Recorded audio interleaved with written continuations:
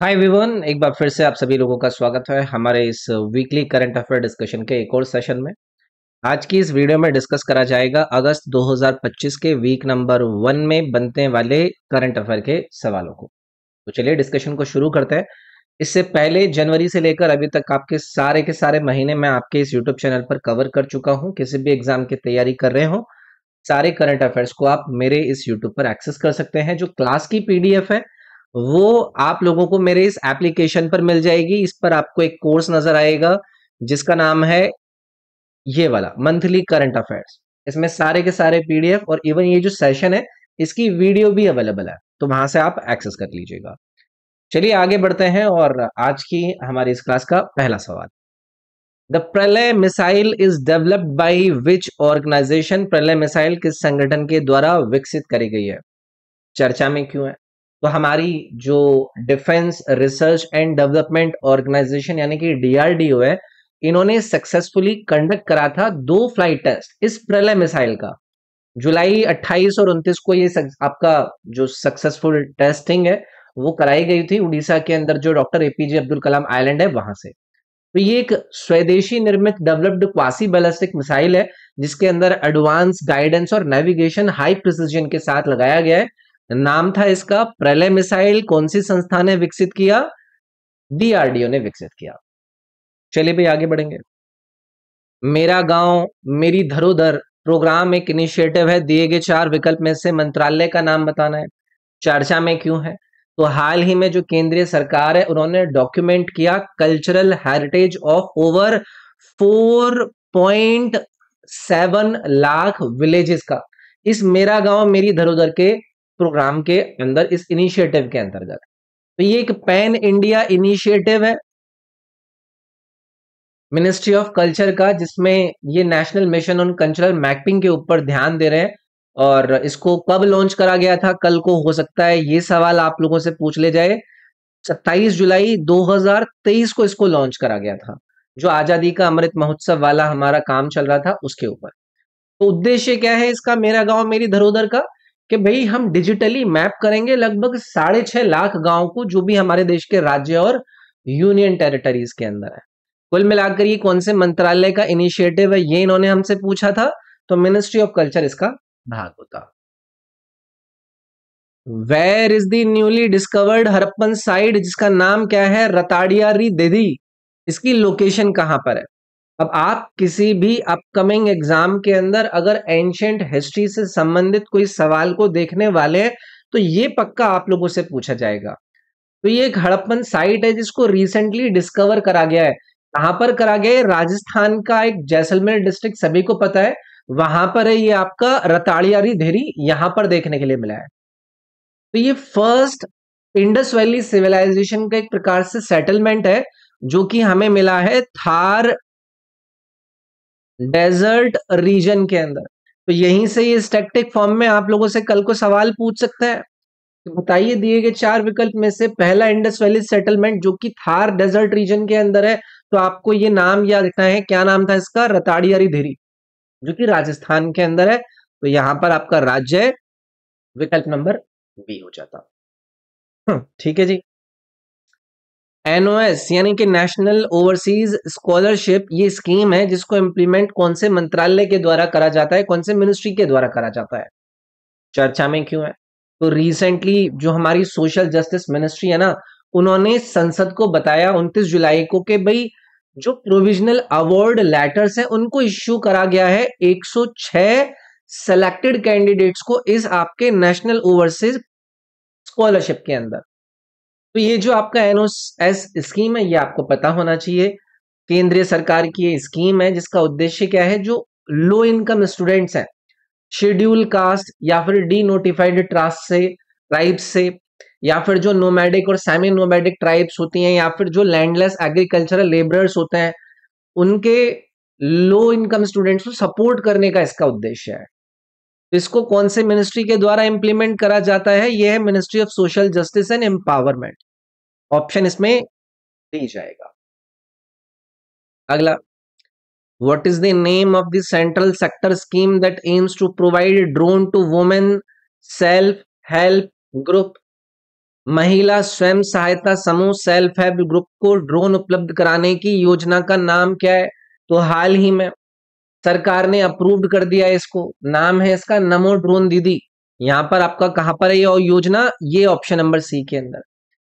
ये central sector scheme है जिसमें लगभग ये 15,000 ड्रोन्स को जो SHG ग्रुप्स हैं यानी कि वुमेन सेल्फ हेल्प ग्रुप में उनको प्रोवाइड करेंगे 23-24 वाले फाइनेंशियल ईयर से 25-26 तक। इसमें लगभग 1261 करोड़ रुपया लग रहा है। तो उद्देश्य क्या है कि भाई जो एडवांस एग्रीकल्चरल टेक्नोलॉजी है उसको प्रमोट करा जा सके, जो क्रॉप यील्ड है उसको एनहेंस करा जा सके और जो ऑपरेशनल कॉस्ट लगती है वो कम करी जा सके, जो SHG ग्रुप्स हैं उनको एम्पावर करा जा सके। तो ये नमो ड्रोन दीदी स्कीम के तहत ये इनको हेल्प करी गई है ड्रोन प्रोवाइड करने की। Where was the world's smallest known snake, जिसका नाम क्या है? Thread snake, rediscovered after 20 years. चलो ये तो करंट अफेयर में आपका बन गया, चर्चा में ही इसलिए है और आपसे कल को पूछ भी तो सकता है ना। स्टैटिक जीके के अंदर के बताइए कि वर्ल्ड का स्मॉलेस्ट नोन स्नेक कौन सा है? तो नाम याद रखिएगा, थ्रेड स्नेक। तो याद रखिएगा ये बारबाडोस के अंदर पाया गया है, रिसेंटली इसको रिडिस्कवर करा गया है लगभग 20 सालों के बाद। तो वर्ल्ड का स्मॉलेस्ट नोन स्नेक है जिसको बारबाडोस के अंदर ये ढूंढा गया है। तो ये आप लोगों से सवाल पूछा जा सकता है, इसको याद रखेंगे। ठीक है। कवच 4.A एक ऑटोमेटिक ट्रेन प्रोटेक्शन सिस्टम है जिसको पूछा जा रहा है कौन सी संस्था के द्वारा इंट्रोड्यूस करा गया है, बेहद इंपॉर्टेंट सवाल है। तो RDSO यानी कि research design and standard organisation. तो रिसेंटली चर्चा में क्यों है कि जो हमारी इंडियन रेलवे है ना, उन्होंने इस कवच 4.0 को क्या किया है? कमीशन कराया। मथुरा कोटा जो सेक्शन है दिल्ली मुंबई रूट के अंदर, वहां पर। तो एक advance automatic train protection system है जिसको RDSO यानी कि research design and standard organisation के द्वारा डेवलप करा गया है इंडियन रेलवे के लिए, सो दैट के सेफ्टी और एफिशिएंसी ट्रेन ऑपरेशंस के अंदर इंक्रीज करी जा सके, इनहेंस करी जा सके। चलो भाई, अगला है दोरजिलुंग हाइड्रो पावर प्रोजेक्ट कौन से कंट्री के अंदर लोकेटेड है? तो ये चर्चा में क्यों है? तो ये भूटान का ना एक 1125 मेगावाट का हाइड्रो पावर प्रोजेक्ट है जिसका जो इंफ्रास्ट्रक्चर तैयार करने का काम है ना वो शुरू कर दिया गया है। तो ये एक तरीके से जो इंडिया और भूटान का इकोनॉमिक डिप्लोमेसी है उसके एक डीपर प्रोविजन को मार्क करता है प्राइवेट सेक्टर इन्वॉल्वमेंट के साथ। इसमें टाटा पावर कंपनी लिमिटेड है इंडिया से जो पार्टनर कर रही है भूटान की ड्रो ग्रीन पावर कॉर्पोरेशन के साथ। तो ये कहां से संबंधित है हाइड्रो पावर प्रोजेक्ट? ये भूटान का है। भारत इसमें हेल्प कर रहा है। 1125 मेगावाट इलेक्ट्रिसिटी प्रोडक्शन का आपका एक प्रोजेक्ट है, तो बड़ा है, ये भी याद रखना है। विच इंस्टीट्यूशन हैज लॉन्च दी सक्षम निवेशक कैंपेन? सक्षम निवेशक अभियान किस संस्था के द्वारा शुरू करा गया है? तो हाल ही में जो IEPFA, ये कौन सी है भी अथॉरिटी? ये है investor education and protection fund authority. इन्होंने लॉन्च करा है इस सक्षम निवेशक कैंपेन को। ये एक 100 दिन का नेशनल ड्राइव है जो कि 28 जुलाई से 6 नवंबर तक चलाया जाएगा। अब कल को ये भी पूछ सकते हैं कि ये IEPFA कौन से मिनिस्ट्री के अंतर्गत काम करता है? तो ये मिनिस्ट्री ऑफ कॉर्पोरेट अफेयर्स के अंतर्गत आता है आपका IEPFA। तो उद्देश्य क्या है इस आपके कैंपेन का? जो शेयर होल्डर्स हैं वो रिक्लेम कर सकें अपने अनक्लेम्ड डिविडेंड्स को जो कि कंपनियों ने रोक कर रखे हुए हैं। तो याद रखिएगा सक्षम निवेशक। टाइफून कोमे रिसेंटली इसने हिट किया दिए गए 4 विकल्प में से कौन से देश को? तो ये लगभग आपका 8.8 का एक सुनामी थ्रेट भी रशिया का एक पेनिसुला है, उसका नाम याद रखिएगा। मैंने किसका नाम लिया है? रशियन एक आपका पेनिनसुला है, नाम इसका आपके लिए इंपॉर्टेंट है, कामचटका। कामचटका। तो यहां पर 8.8 मैग्नीट्यूड का अर्थक्वेक आया था ना, तो इसकी वजह से सुनामी थ्रेट भी हुई और फिर उसके बाद चाइना की तरफ एक टाइफून भी बढ़ा जिसका नाम था एक कोमे। तो चाइना को इसने हिट किया, बहुत तेजी से हवाएं चल रही थी, लगभग 83 किलोमीटर पर आवर की स्पीड से हवाएं चल रही थी, हैवी रेन हो रही थी। तो ये टाइफून है, कोमे, चाइना को इसने हिट किया था। ठीक है। What is the name of the third ship of the Nilgiri class Project 17A recently delivered by the Indian Navy? हाल ही में भारतीय नौसेना को सौंपी गई नीलगिरी क्लास प्रोजेक्ट 17A की तीसरी जहाज का नाम आपको इन चार विकल्प में से बताना है। तो ये काम है भाई 31 जुलाई का 2025 ऑब्वियसली। तो वॉरशिप का नाम है हिमगिरी। ठीक है। इसका कोड नेम है यार्ड 3032। इसको डिलीवर्ड करा गया इंडियन नेवी को। ये गार्डन रीच जो शिप बिल्डर्स हैं और इंजीनियर्स हैं कोलकाता के अंदर, कहां पर है भैया? आपका कंपनी का नाम क्या है? Garden reach ship builders engineers, GRSE। तो ये कोलकाता के अंदर है। इन्होंने इसको नेवी को सौंपा। ये थर्ड शिप है नीलगिरी क्लास का 17A प्रोजेक्ट के अंतर्गत, जिसका नाम है हिमगिरी। तो हमारे लिए इंपॉर्टेंट है। Which state has become the first in India to launch sabbatical leave scheme for its government employees?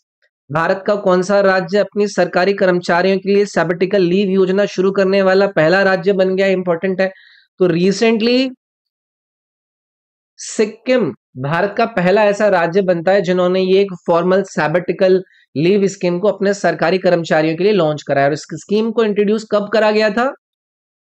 अगस्त 2023 को इंट्रोड्यूस करा गया था रेगुलर एम्प्लॉय के लिए, जो एटलीस्ट 5 ईयर कॉन्टिन्यूस सर्विस में रहे हों। तो जो भी एलिजिबल एम्प्लॉय है वो आपका लीव ले सकता है लगभग 365 दिनों की। कितने में से? 1080 डेज में से 50% उनकी जो बेसिक पे है वो उनको पे करी जाएगी इस लीव के दौरान। तो ये सिक्किम के द्वारा लॉन्च करा गया, पहला राज्य सिक्किम बना है इसमें। अगला है Ashtamudi lake that was recently seen in news. इसकी लोकेशन बताइए, कौन से राज्य के अंदर है, क्या नाम है? अष्टमुड़ी झील। पहले भी इस पर हम चर्चा कर चुके हैं। चर्चा में ये इसलिए है कि जो केरल का हाई कोर्ट है ना, उन्होंने डायरेक्ट करा है राज्य की सरकार की जो स्टेट वेटलैंड अथॉरिटी है उसको भी कि भाई आप अष्टमुड़ी एक मैनेजमेंट यूनिट को स्थापित कीजिए 2 महीने के अंदर। और इस डायरेक्शन का उद्देश्य ये है कि जो अष्टमुड़ी वेटलैंड है इसको संरक्षित करा जा सके, जिसके अंदर पॉल्यूशन बहुत ज्यादा बढ़ रहा है और इंक्रोचमेंट भी बढ़ता चला जा रहा है। तो याद रखिएगा केरला के कोलम डिस्ट्रिक्ट के अंदर है। फिलहाल राज्य पूछा था तो ये आपका ए वाला ऑप्शन यहां पर सही बनता। अगला सवाल है न्याय बंधु प्रो बोनो लीगल सर्विस एक इनिशिएटिव है विच गवर्नमेंट डिपार्टमेंट का? न्याय बंधु निशुल्क कानूनी सेवा किस सरकारी विभाग की? पहले इंपॉर्टेंट है, चर्चा में भी था। तो रिसेंटली राज्यसभा के अंदर जो मिनिस्टर है अर्जुन राम मेघवाल,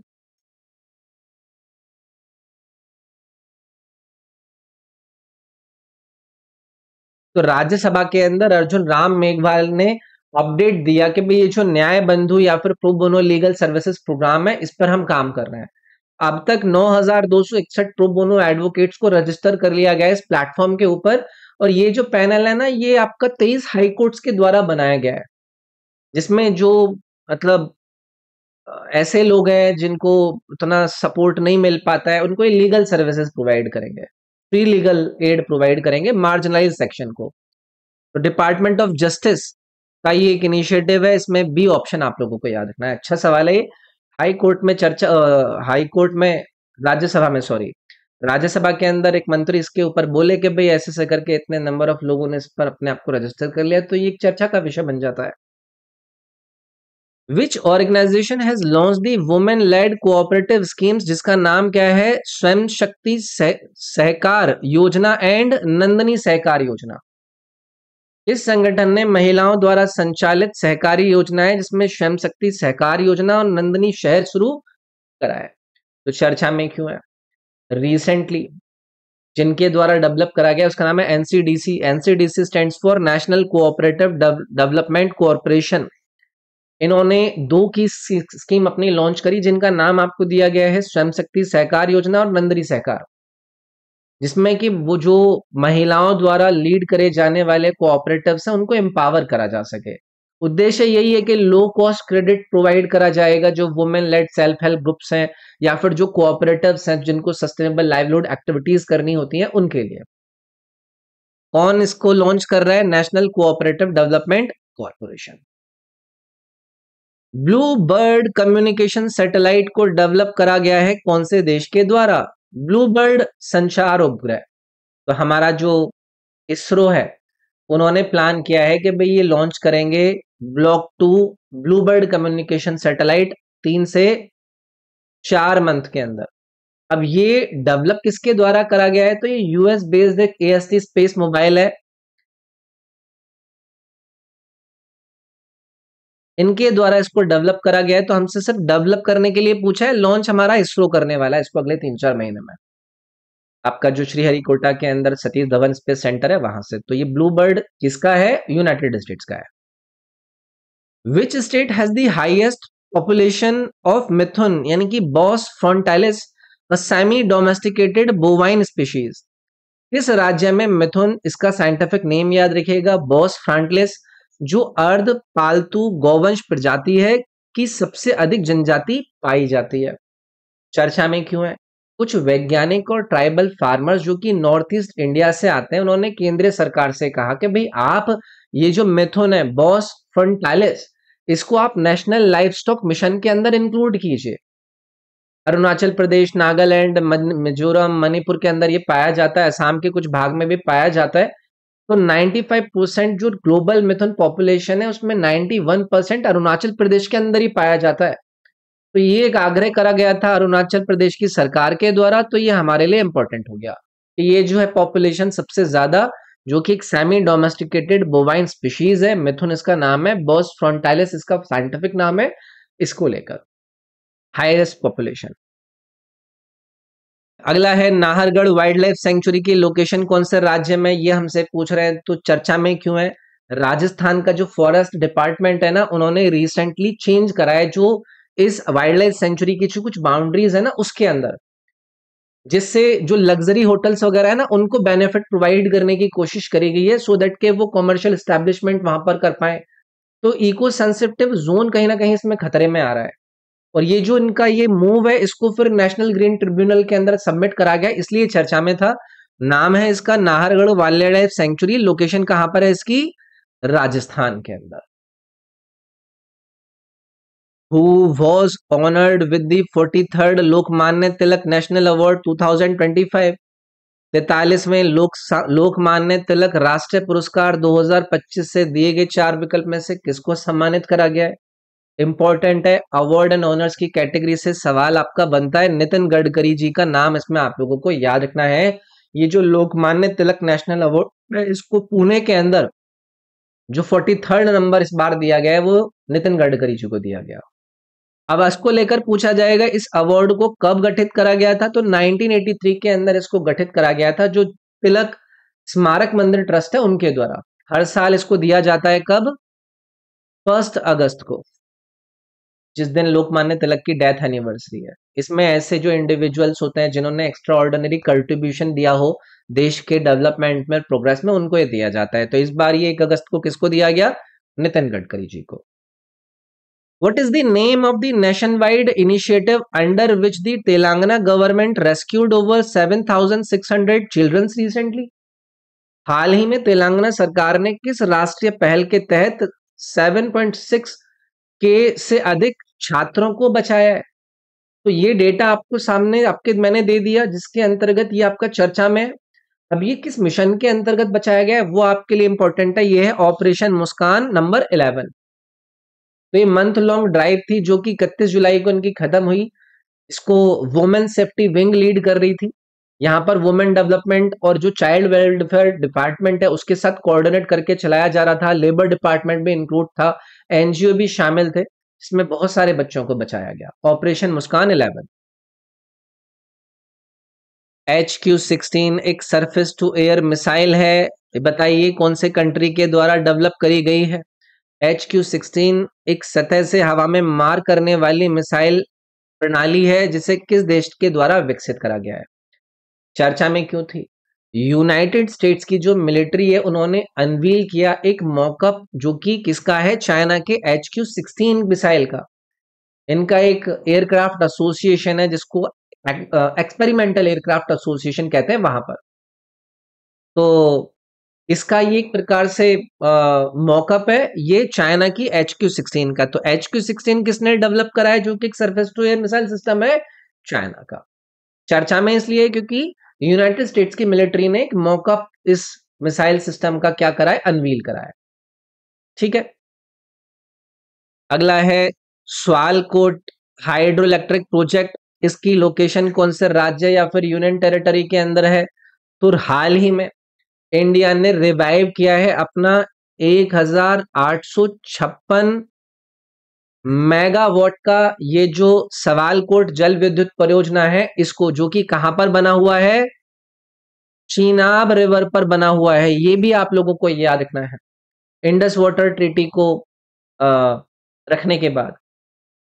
तो 1960 में ट्रीटी आई थी, वो सब आपको पता है। इसकी लोकेशन हमारे लिए कहां पर है, वो हमारे लिए इंपॉर्टेंट है, जम्मू एंड कश्मीर। ठीक है, this central industrial security force यानी कि CISF फंक्शन करता है कौन से यूनियन मिनिस्ट्री के अंतर्गत? ये सवाल इन्होंने पूछा है, चर्चा में क्यों है? तो जो हमारा मिनिस्ट्री ऑफ होम अफेयर्स है, इन्होंने रिसेंटली अप्रूव करा के 58,000 जो और पर्सनल है CISF उसके लिए रिक्रूट करे जाएंगे। ठीक है, तो ये एक अच्छा सवाल बन जाता है हमारे लिए। मिनिस्ट्री ऑफ होम अफेयर्स के अंतर्गत ये आपका CISF फंक्शन करता है। According to union health ministry, which state has recorded the highest number of organ donation in India? केंद्रीय स्वास्थ्य मंत्रालय के अनुसार भारत में किस राज्य ने सबसे अधिक अंगदान दर्ज करे? एक इंपॉर्टेंट है, तो इसमें चाइना ने रिकॉर्ड किया है highest number of organ donations Bharat के अंदर।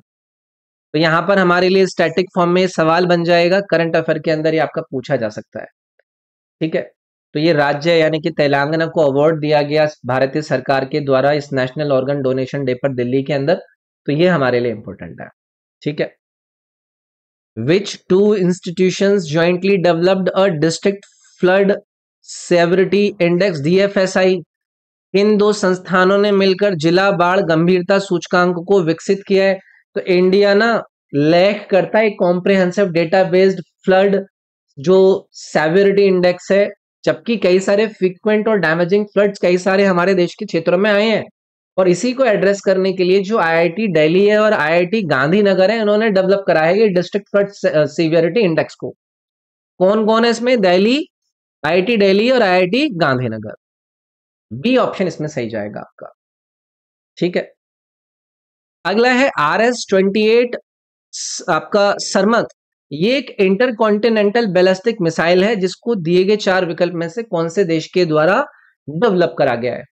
आपको पता है कि US और रशिया के बीच में अभी टेंशन चल रही है थोड़ी सी, उसकी वजह से ये जो RS-28 सरमत है ना, ये आपका चर्चा में आ गया है, जो कि एक इंटरकॉन्टिनेंटल बैलिस्टिक मिसाइल है जिसको आप सतन 2 के नाम से भी जानते हैं। ये नॉर्थ अटलांटिक ट्रीटी ऑर्गेनाइजेशन के द्वारा इसको इस नाम से जाना जाता है। तो ये RS-28 सरमत किसके द्वारा डेवलप है? ये रशिया के द्वारा डेवलप है, ये आपको याद रखना है इसमें। Which Indian state recently reintroduced the critically endangered Asian giant tortoise into a community service? किस भारतीय राज्य ने हाल ही में गंभीर रूप से संकटग्रस्त एशियाई विकासशाय कछुए को सामुदायिक अभ्यारण्य में पुनः स्थापित करा है? तो एक critically endangered Asian giant tortoise, इनको रीइंट्रोड्यूस करा गया नागालैंड के एक रिजर्व के अंदर, जिसको जाना जाता है आपका किस नाम से? जीलैंग। मैं यहां पर लिख देता हूं, जीलैंग कम्युनिटी रिजर्व के अंदर नागालैंड में। तो ये एक इंपॉर्टेंट सवाल बन जाता है यार। Which two crops from Ladakh are part of NASA's crew 11 experiment on the International Space Station? Ladakh की कौन सी 2 फसलें नासा के क्रू 11 प्रयोग का हिस्सा है जो अंतरराष्ट्रीय स्टेशन पर किया जा रहा है? तो इनके बीज किस किस के? एक तो आपको यहां पर नजर आएगा सी बकथॉन और दूसरा आपको नजर आएगा हिमालयन टार्टरी। तो इनको लद्दाख के कोल्ड डेजर्ट के अंदर उगाया जा रहा है, जो नासा का क्रू 11 एक्सपेरिमेंट है उसके जरिए इंटरनेशनल स्पेस स्टेशन पर। तो ये एक इंपॉर्टेंट सवाल बन जाता है कि कौन सी फसलों को उगा रहे हैं, कहाँ उगा रहे हैं, पार्ट क्या क्या नाम है इस एक्सपेरिमेंट का, ये सब। विच institution has launch the India electric mobility index IEMI, Bharat electric mobility index किस संस्थान के द्वारा शुरू करा गया है? तो चर्चा में क्यों है? नीति आयोग ने रिसेंटली लॉन्च करा है ये IEMI यानी कि इलेक्ट्रिक मोबिलिटी इंडेक्स, जो कि पहला है जहां पर ये ट्रैक करेंगे राज्यों की रैंकिंग्स को, यूनियन टेरिटरी की रैंकिंग्स को, कि यहाँ पर इलेक्ट्रिक मोबिलिटी प्रोग्रेस कैसे हो रही है। इसमें राज्य और यूटीज का इवैल्यूएशन होगा, ट्रांसपोर्ट इलेक्ट्रिफिकेशन प्रोग्राम्स को मेजर करेगा, electric vehicle adoption demand side के ऊपर। तो ये नीति आयोग के द्वारा इसको लॉन्च करा गया, इसीलिए चर्चा में आया। साहिल reason that was recently seen in news की लोकेशन बताइए, कौन से कॉन्टिनेंट के अंदर है, चर्चा में क्यों है? आपका रशिया ने रिसेंटली साइन करा है की न्यूक्लियर एग्रीमेंट, किसके साथ? नाइजर के साथ, कि भाई हम जो अपना इन्फ्लुएंस है ना उसको स्ट्रेंथन करेंगे वेस्ट अफ्रीका के साहेल रीजन में। तो ये साहेल रीजन कहां पर आ जाएगा? आपका अफ्रीका के अंदर आ जाएगा, ये इसलिए चर्चा हो जाती है भाई। ठीक है, तो यार ये था आपके अगस्त के वीक नंबर 1 के करंट अफेयर का डिस्कशन। क्लास की जो PDF है उसे मेरे इस एप्लीकेशन पर जाकर आप डाउनलोड कर पाओगे। वीडियो को आप लोगों को लाइक जरूर करना है। प्लेलिस्ट का लिंक इस वीडियो के डिस्क्रिप्शन में। मुझसे पर्सनली कनेक्ट करने के लिए रॉबिन SIRG के इंस्टाग्राम यूजर नेम पर जाकर आप मुझे मैसेज कर सकते हैं। इसके अलावा मेरे टेलीग्राम, व्हाट्सएप चैनल, सभी लिंक इस वीडियो के डिस्क्रिप्शन में दिए गए हैं, एक बार ट्राई जरूर कर लीजिएगा। इसमें इतना ही, थैंक यू।